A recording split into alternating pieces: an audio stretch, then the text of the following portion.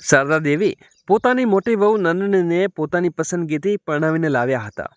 શરૂઆતમાં બંનેનો સંબંધ સાસુ વહુ નહીં પણ માતા પુત્રી જેવો હતો. શારદા દેવી દરેક જગ્યાએ પોતાની વહુના વખાણ કરતા થાકતા ન હતા અને નંદની પણ પૂરા મનથી આ ઘરને પોતાનું ઘર માનીને દરેક સંબંધ નિભાવતી. પરંતુ ધીમે ધીમે બધું બદલાવા લાગ્યું. શારદા દેવી તેમને એક સગામાં લગ્ન ગયા. ત્યાં બેઠેલી સ્ત્રીઓ પોતાની વહુની વાતો કરી રહી હતી ત્યારે એક સ્ત્રી ગર્વથી બોલી, મારી વહુ તો કાર લઈને આવી છે. ત્યારે બીજીએ કહ્યું, અમારે ત્યાં એટલું દહેજ આવ્યું છે કે આખું ઘર ભરાઈ ગયું છે. ત્યારે કોઈકે મુસ્કાઈને શારદા દેવીને પૂછ્યું, અરે શારદા બહેન, તમારી વહુ શું લઈને આવી હતી? આ સવાલ સાંભળતા જ શારદા દેવી ક્ષણભર માટે શાંત થઈ ગયા. તેણે મુસ્કાનની વાતો ટાળી દીધી, પરંતુ તે સ્ત્રીઓની વાતો તેના દિલમાં ક્યારે ઊંડે સુધી ઉતરી ગઈ. આજે પહેલી વાર તેને યાદ આવ્યું કે નંદની ખૂબ જ સામાન્ય પરિવારમાંથી આવતી હતી, પણ લગ્ન સમયે આ વાત તેને જરાય ખબર ન લાગી અને આજે બીજાની વાતો તેના મનમાં ઘર કરી ગઈ હતી. તેણે ધીમેથી તેના અને નંદનીના સંબંધની મીઠાશને ખતમ કરવાનું શરૂ કરી દીધું. તે રાત્રે જ્યારે શારદાજી ઘરે પાછા ફર્યા ત્યારે નંદની હંમેશાની જેમ તેના માટે ગરમ જમવાનું પીરસતી રહી. માજી જમવાનું પીરસી દઉં? તો શારદા દેવીએ તેની તરફ જોયા વગર બસ એટલું જ કહ્યું. હા. નંદનીએ અનુભવાયું કે આજે તેમનો અવાજ પહેલા જેવો ન હતો, પણ તેને જાજુ ધ્યાન ન આપ્યું. ધીરે ધીરે શારદા દેવીનું વર્તન બદલવા લાગ્યું. જ્યાં પહેલા દરેક નાની વાત ઉપર હસી પડતા, ત્યાં હવે નાની નાની વાતો ઉપર નારાજ થવા લાગ્યા. નંદનીને સમજાતું ન હતી શકતી કે આખરે તેનાથી કયા ભૂલ થઈ ગઈ છે. એક દિવસ તેણે હિંમત કરીને પૂછી લીધું, માજી, શું મારાથી કોઈ મોટી ભૂલ થઈ ગઈ છે?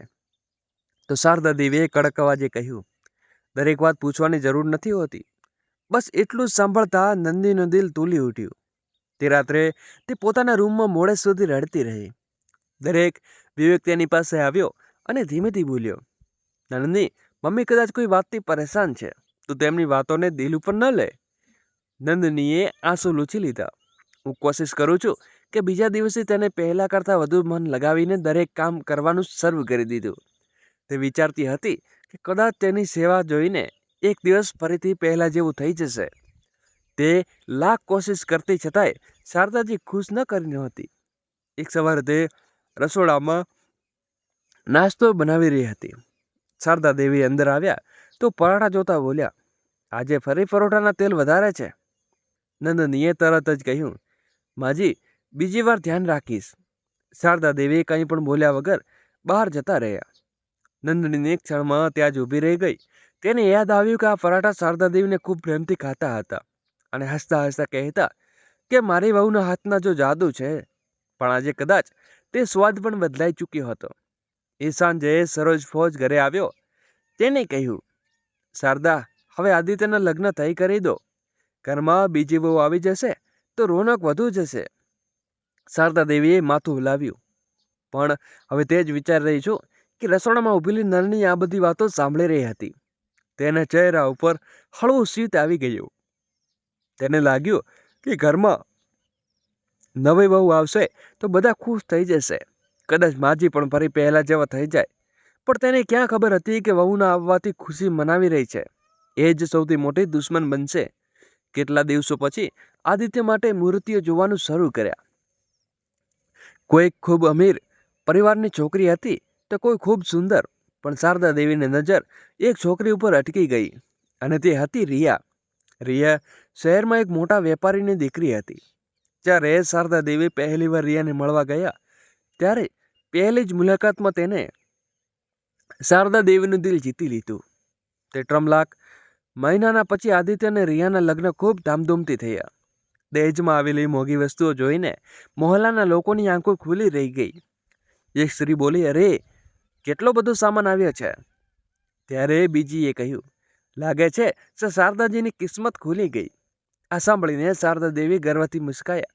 તેને લાગી રહ્યું હતું જાણે સમાજમાં તેની ઇજ્જત વધી ગઈ હોય. બીજી તરફ નંદની ચૂપચાપ આ બધું જોઈ રહી હતી. તેને લગ્નની આખી તૈયારીમાં દિવસ રાત એક કરી લીધા હતા. દરેક જવાબદારીઓ તેને પોતાના ખભા ઉપર ઉપાડી લીધી હતી. પણ તેની મહેનત કોઈને નજર ન ગઈ. લગ્ન પછી જ્યારે રિયા પહેલી વાર ઘરે આવી ત્યારે શારદા દેવી મહોલ્લાની સ્ત્રીઓને વારંવાર કહી રહ્યા હતા, મારી વહુ મોટી પોતાની જગ્યાએ પણ મારી નાની વહુ રિયા ચાંદનો ટુકડો છે, એટલી સુંદર છે કે નજર નથી હટતી. નંદિની સ્મિત તો કરી રહી હતી, પરંતુ તેના દિલમાં એક હળવી ટીમ ઉઠી હતી. ક્યારેક આ જ વાતો લોકો તેના માટે કહી રહ્યા હતા. સુરતના દિવસોમાં રિયા બધાની સામે ખૂબ પ્રેમથી પેશ આવતી. તે શારદા દેવી પાસે બેસતી અને હર સમય તેના વખાણ કરતી. ધીમે ધીમે શારદા દેવીનો ઝુકાવ તેની તરફ વધવા લાગ્યો. હવે ઘરમાં હર સમયે રિયા જ વાતો થતી હતી. બીજી તરફ નંદની, જે 3 વર્ષથી આ ઘરને પોતાનું માનીને દરેક જવાબદારીઓ નિભાવતી રહી હતી, તે ઘર ધીમે ધીમે બધાની નજરોમાં ઓझલ થવા લાગી. એક દિવસ સવારે નંદની એકલી રસોડામાં કામ કરી રહી હતી. રિયા હજુ સુધી પોતાના રૂમમાં ઊંઘી રહી હતી. ત્યારે સરોજ કોઈ હસતા હસતા બોલ્યા, અરે શારદા, નવી વહુને થોડું ઘણું કામ શીખવાડ. તો શારદા દેવીએ તરત જ બોલ્યા, અરે બહેન, હજુ હમણાં જ લગ્ન લયા છે, થોડો આરામ કરવા દો. નંદનીએ આ વાત સાંભળીને તો યાદ આવ્યું કે જ્યાં તેના નવા નવા લગ્ન થયા હતા ત્યારે તેને રોજ સવારે 5 વાગે ઉઠીને આખા ઘરનું કામ કરવું પડતું હતું. છતાં તેને ક્યારે કોઈ ફરિયાદ ન હતી કરી. હવે તફાવત સાફ દેખાઈ રહ્યો હતો. જો રિયાથી કોઈ ભૂલ થઈ જાય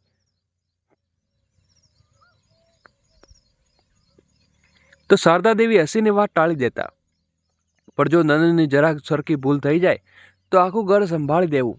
એક રાતે નંદની આગાસી ઉપર એકલી બેઠી હતી. ત્યારે વિવેક તેની પાસે આવ્યો અને તું ફરી રડી રહી છે? આ બધું જોઈ રહ્યો છું નંદની, બસ એટલું સંભાળ કે નંદનીની આંખોમાં આંસુ વહેવા લાગ્યા. મેં ક્યાંક માજીનું દિલ નથી દુભાવ્યું ને વિવેક, છતાં તે હવે મારાથી આટલી દૂર કેમ થયા છે? વિવેક ચૂપ રહ્યો, કારણ કે તેની પાસે આ સવાલનો કોઈ જવાબ ન હતો. તેણે પણ પોતાની મમ્મીનું બદલાતું વર્તન સમજાતું ન હતું. દોસ્તો, આગળ વિડીયો શરૂ કરીએ અને પહેલાં મારા વિડીયોને લાઈક કરી નાનડી ચેનલને સબસ્ક્રાઈબ કરવાનું ભૂલશો નહીં. બીજી તરફ રિયા ધીમેથી શારદા દેવીના કાન ભંભેરવા લાગી. તે હવે માત્ર શારદા દેવીનું દિલ જીતવા નહોતી માંગતી, પરંતુ આ ઘરમાં નંદનીનું સ્થાન પૂરેપૂરું ખતમ કરવા માંગતી હતી. એક સવારે નંદની રસોડામાં નાસ્તો બનાવવા જઈ રહી હતી. ત્યારે શારદા દેવીએ રસોડામાં આવ્યા, તેને ચાનો કપ ઉઠાવ્યો અને એક ઘૂંટડો લીધો અને અપમાનમાં ગુસ્સામાં બોલ્યા, આ કેવી ચા બનાવી છે તે? ખાંડ આટલી મોંઘી કેમ છે? નંદની ગભરાઈ ગઈ. માજી, હું હમણાં સરખી કરી દઉં છું. પણ શારદા દેવીનો ગુસ્સો શાંત ન થયો. દરેક કામમાં બેદરકારી કરવા લાગી. તારે નંદની ચૂપ રહી. તેની આંખોમાં આંસુ આવી ગયા. તે દિવસે પહેલીવાર વિવેક પોતાના મમ્મીને કહ્યું, મમ્મી, દરેક વાત ઉપર નંદનીને કેમ ખીજાયા કરો છો? આ સાંભળતા જ આખો રૂમ અચાનક શાંત થઈ ગયો. શારદા દેવીએ હેરાનીથી દીકરા તરફ જોયું. એટલે હવે હું ખોટી થઈ ગઈ? મમ્મી, મેં એવું નથી કહ્યું. તો શું કહ્યું તે? હવે વહુને વાત સાચી કરવા માંડી છે. તમે વિવેક કંઈ વધુ કહી શકે તે પહેલા નાની વહુ રિયા વચમાં આવીને બોલી, ભાઈ, માજી તો ફક્ત ઘરમાં સરખું રાખવા માંગે છે. શારદા દેવી તરત જ બોલ્યા, જોયું, નાની વહુને મારી કેટલી ચિંતા છે અને તમે લોકો મને ખોટી સાબિત કરવા લાગ્યા છો. વિવેક ચૂપ થઈ ગયો. દૂર ઉભેલી નંદની આ બધું સાંભળતી રહી હતી. તેને સૌથી વધુ દુઃખ તે વાતોનું હતું કે હવે તેના લીધે મા દીકરીના સંબંધમાં પણ અંતર આવવા લાગ્યો છે. ઘરનો માહોલ હવે પહેલા જેવો બિલકુલ રહ્યો ન હતો. જ્યાં ક્યારેક હાસ્યનો અવાજ ગૂંજતા હતા, ત્યાં જ હવે વિચિત્ર શાંતિ છવાયેલી રહી હતી. નંદની દરરોજ કોશિશ કરતી કે બધું પહેલા જેવું થઈ જાય, પણ તેને જેટલું તે સંબંધ બચાવવાનો પ્રયત્ન કરતી, જેટલા સંજોગો બગાડતા જતા હતા. એક સવારે જ્યારે શારદાજી ઉઠ્યા તો તેની વીંટી ન મળી. હકીકતમાં તે રોજ સાંજે સૂતા પહેલા વીંટી કાઢતા અને પોતાના ટેબલ ઉપર મૂકી દેતા અને સવારે નાહી ધોઈને પહેરતા. એ વીંટી તેના માટે ફક્ત એક ઘરેણું ન હતું, પણ તેના દિગંબર પતિ રામપ્રસાદજીની છેલ્લી નિશાની હતી. થોડી વાર પછી જ્યારે તે વીંટી શોધી તો ત્યાં ન હતી. અરે, મારી વીંટી ક્યાં ગઈ? આખા ઘરમાં અચાનક ભાગદોડ મચી ગઈ. નંદની પણ ગભરાઈ ગઈ કે દરેક જગ્યાએ શોધવા લાગી, પણ વીંટી ક્યાંય ન મળી. ત્યારે રિયાએ ધીમેથી બોલી, માજી, છેલ્લી વાર તમારા રૂમમાં કોણ ગયું હતું? સવારે મોટા ભાભી સફાઈ કરવા આવ્યા ને. બસ એટલું જ સાંભળતા શારદા દેવીના મનમાં તે શંકાની ચિનગારી ભડકી ઉઠી. તેમણે નંદની તરફ જોયું. સાચું સાચું બતાવ વહુ, વીંટી ક્યાં છે? આ સાંભળીને નંદનીના પગ તળેથી જમીનમાં સરકી ગઈ.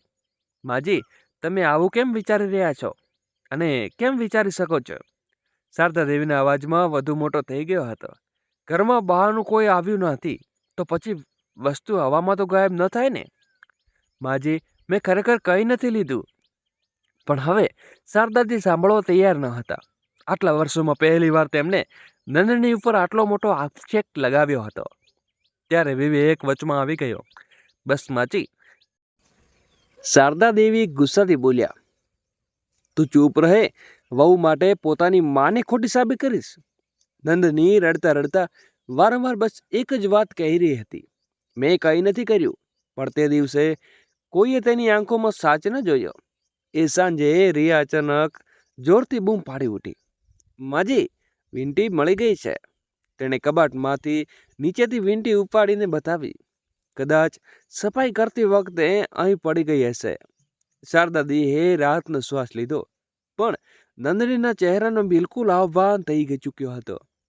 વીંટી તો મળી ગઈ હતી, પણ તેના ચારિત્ર્ય ઉપર લાગેલો ડાઘ હજુ પણ ત્યાં જ હતો. શારદા દેવીએ બસ એટલું જ કહ્યું કે સારું, ભૂલથી પડી ગઈ હશે. તેમણે ન તો કોઈ માફી માંગી કે ન કોઈ પછતાવો વ્યક્ત કર્યો.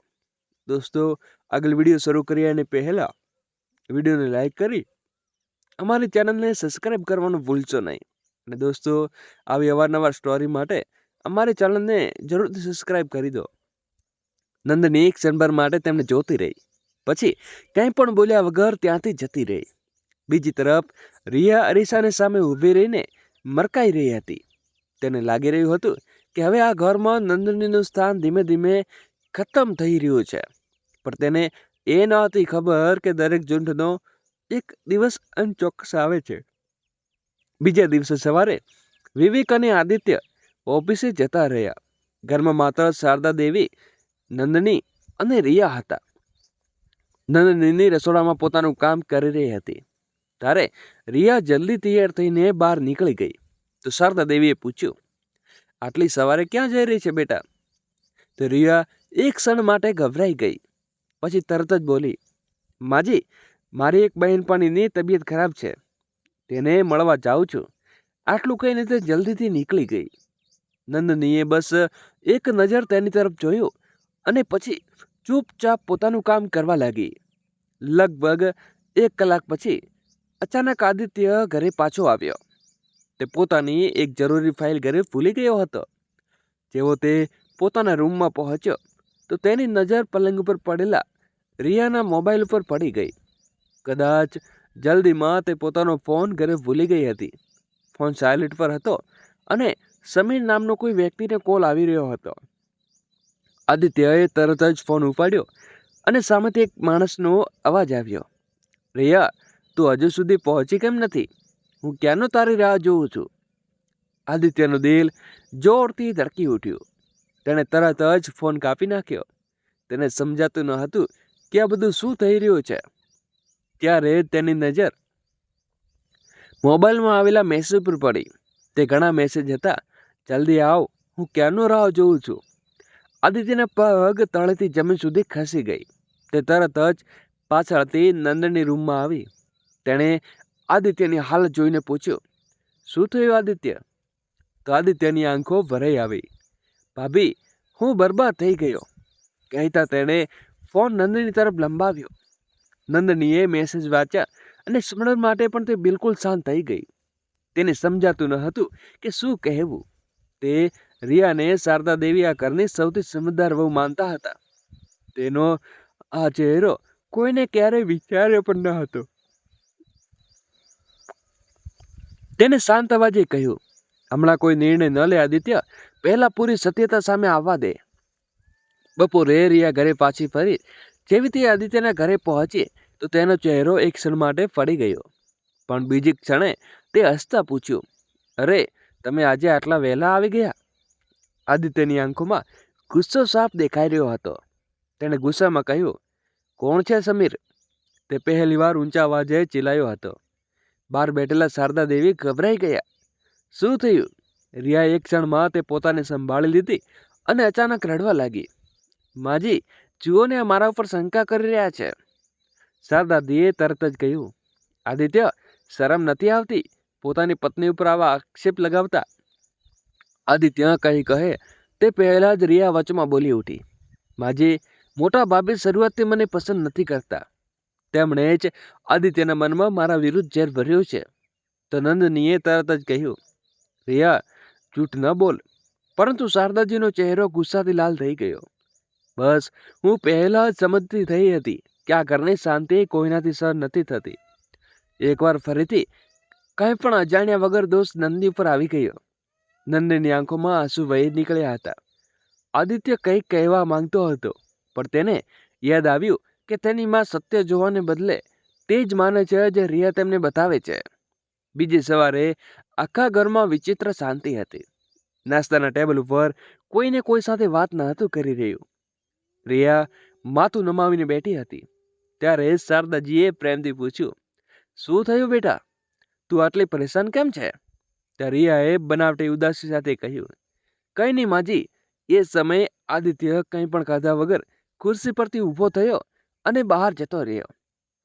શારદા દેવી હેરાનીથી તેને જોતી રહી ગયા. અને આખરે શું થયું છે? તો રિયા તરત જ રડવાનું નાટક કરવા લાગી. માજી, આદિત્યને હવે મારા ઉપર ભરોસો નથી રહ્યો. શારદા દેવીએ તેને ગળે લગાવી લીધી અને કહ્યું, હું છું ને બેટા તારી સાથે. પછીના 2 દિવસ પછી આદિત્ય અને રિયા સાથે સામાન્ય થઈ ગયા. પણ તેને કોઈને કહ્યા વગર રિયા ઉપર નજર રાખવાનું શરૂ કરી દીધું. રિયાને લાગ્યું કે મામલો શાંત થઈ ગયો છે, એટલે તે ફરીથી પહેલાની જેમ ચોપી છોરી ફોન ઉપર વાતો કરવા લાગી. એક દિવસ તેણે શારદા દેવીને કહ્યું, માજી, હું બજાર જઈ રહી છું. સારું બેટા, જલ્દી આવી જજે. પછી તેને ઘરની બહાર નીકળે કે તરત જ નંદનીએ પોતાના દિયર આદિત્યને ફોન કરીને જણાવી દીધું. આદિત્ય પણ જલ્દીથી ઓફિસેથી ઘરે રજા લઈને રિયાની પાછળ નીકળી ગયો. રિયા એક કાફેની સામે જઈને રોકાઈ ઉઠી. થોડી જ વારમાં એક યુવક આવ્યો તો તે સમીર. બંને અંદર બેસીને હસતા હસતા વાતો કરવા લાગ્યા. આદિત્ય દૂર ઊભો આ બધું જોઈ રહ્યો હતો. તેની આંખોમાં આંસુ આવી ગયા છે. જે છોકરી તે પોતાના આખી દુનિયા માની હતી, તેના તે વિશ્વાસ સાથે રમી રહી હતી. વૃદ્ધા હાથે તેને બંનેને કેટલાક ફોટા પોતાના ફોનમાં પાડી લીધા. સાંજે જ્યારે રિયા ઘરે પાછી આવી તો હંમેશાની જેમ સામાન્ય બનવાનો પ્રયત્ન કરવા લાગી. માજી, બજારમાં આજે ખૂબ ભીડ હતી, પણ આ વખતે આદિત્ય ચૂપ ન રહ્યો. તેણે રિયા તરફ જોતા કહ્યું, ભીડ બજારમાં હતી કે કાફેમાં? રિયાનો ચહેરો એકદમ સફેદ પડી ગયો હતો. શારદા દેવી હેરાનીથી બંને તરફ જોવા લાગ્યા. શું મતલબ છે તારો આદિત્ય? આદિત્યએ કંઈ પણ બોલ્યા વગર પોતાના મોબાઈલ કાઢ્યો અને શારદા દેવીની સામે ફોટા મૂકી દીધા. શારદા દેવી વૃદ્ધા હાથે ફોટા જોવા લાગ્યા. દરેક ફોટાની સાથે તેમના ચહેરાનો સંગત બદલાતો જતો હતો. તેણે વૃદ્ધ અવાજે પૂછ્યું, આ કોણ છે? આ એ માણસ છે મમ્મી, જેણે રિયાને ચોપે ચોરી રોજ મળતી હતી. રિયા ગભરાઈ ગઈ. ના માજી, આ બધું જૂઠું છે. તમે મારી વાત સાંભળો. પણ આ વખતે શારદા દેવીએ પહેલીવાર એક માણસને તમાચો છોડી દીધો. નાલાયક, તે મારા પ્રેમનો ફાયદો ઉઠાવીને મારા દીકરાને ધોકો આપ્યો. હવે તેમને એક પછી એક છેલ્લા કેટલાય મહિનાઓથી બધી વાતો યાદ આવવા લાગી. નંદની પર લાગેલા ચોરીના અપેક્ષ દરેક નાની વાત પર સંભાળેલા મેના ટોણા. પહેલીવાર તેને અહેસાસ થયો કે તેમણે કેટલી મોટી ભૂલ કરી છે. ત્યારે રિયા ડરવા લાગી. માજી, મારાથી ભૂલ થઈ ગઈ છે, મને એક મોકો આપી દો. પણ આ વખતે શારદા દેવીનું દિલ ન પીગળ્યું. તેણે કડક અવાજે કહ્યું, નીકળી જા મારા ઘરમાંથી. તે અમારા બધાને વિશ્વાસ તોડ્યો છે. કહેતા શારદાજી નંદનીની સામે આવીને ઊભા રહી ગયા. તેમની આંખોમાંથી આંસુ સતત વહી રહ્યા હતા. તેમણે બંને હાથ જોડી લીધા અને ગળગળા અવાજે બોલ્યા, મને માફ કરી દે બહુ. મેં તારા પ્રેમને, તારી સેવા અને તારા ત્યાગને ક્યારેય સમજ્યો નહીં. મેં પુરાવા વગર તમને ચોરી કહી. આજે મને મારી એક વાત ઉપર શરમ આવી રહી છે. નન્ની પણ પોતાને રોકી ન શકે અને શારદાજીને ભેટીને ધ્રુસકી રડવા લાગી. માજી, મા દીકરાને સંબંધ કોઈ માફ નથી હોતી. બીજી તરફ રિયા રડતી રહી અને માજી માંગતી રહી. પણ આ વખતે કોઈએ તેની વાતનો જ વિશ્વાસ કર્યો અને તે ઘરની બહાર કાઢી મૂકી. આજે રિયા પાસે બધું હોવા છતાં કંઈ બચ્યું ન હતું. જે લાલચ અને ચાલાકીથી જે નંદીનું સ્થાન લેવા માંગતી હતી, તે જ લાલચે તેનાથી એટલું પોતાનું ઘર છીનવી લીધું કે દહેજ, સુંદરતા અને દેખાડો થોડા સમય માટે લોકોની પ્રભાવિત કરી શકે છે, પરંતુ અંતે તો સંસ્કાર જ કામ આવે છે. તેથી બીજાની વાતોમાં આવીને પોતાના સંબંધનો અંતર ના આવવા દો, કારણ કે વિશ્વાસ તૂટતા એક ક્ષણ લાગે છે, પરંતુ તેને પાછો બનાવવા માટે આખી જિંદગી પણ ઓછી પડી જાય છે.